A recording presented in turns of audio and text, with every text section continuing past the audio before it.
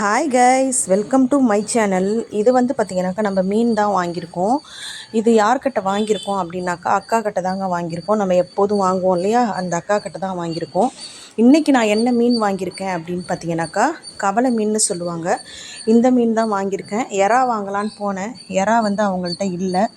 ஒரு 2 டைம்ஸாகவே வந்து பார்த்திங்கனாக்கா எறா வந்து அவங்கள்ட்ட இல்லாதனால மீன் மட்டும்தான் வாங்கிட்டு வந்தேன். 200 தான் வாங்கினேன். அதே போல் வந்து பார்த்திங்கன்னா கொஞ்சோண்டு மீன் வந்து இருக்கிறதுனால இதை மட்டும் ஃப்ரெஷ்ஷாக இருந்ததுனால இதை மட்டும் வாங்கிட்டு வந்துட்டாங்க. இந்த கவலை மீன் வந்து பார்த்திங்கனாக்கா ரொம்ப சூப்பராக இருக்கும். குழம்பும் டேஸ்ட்டாக இருக்கும், வறுத்தாலுமே நல்லாயிருக்கும். இப்போ வந்து பார்த்திங்கன்னா நான் கடையில் வந்து மீன் வறுவல் வந்து போடுறது கிடையாதுங்க. ஏன்னா வந்து சிக்கன் 65யோட இந்த மீன் வறுவலையும் வந்து அதே எண்ணெயில் வந்து பொரிக்கிறதுனால அந்த சிக்கனோட டேஸ்ட்டு வந்து மாறுது. அப்படிங்கிறதுனால நான் வந்து இப்போ வந்து கடையில் மீன் வறுவல் போடுறது கிடையாது.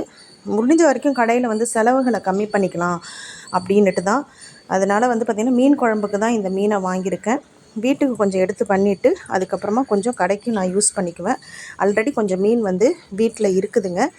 அதனால் வந்து பார்த்திங்கனாக்கா இந்த வீடியோ பிடிச்சிருந்தாக்கா லைக் பண்ணுங்கள், ஷேர் பண்ணுங்கள், கமெண்ட் பண்ணுங்கள். கண்டிப்பாக நம்மளுடைய சேனலை வந்து சப்போர்ட் பண்ணுங்கள். லாங் வீடியோ வந்து என்னால் போடவே முடியலங்க.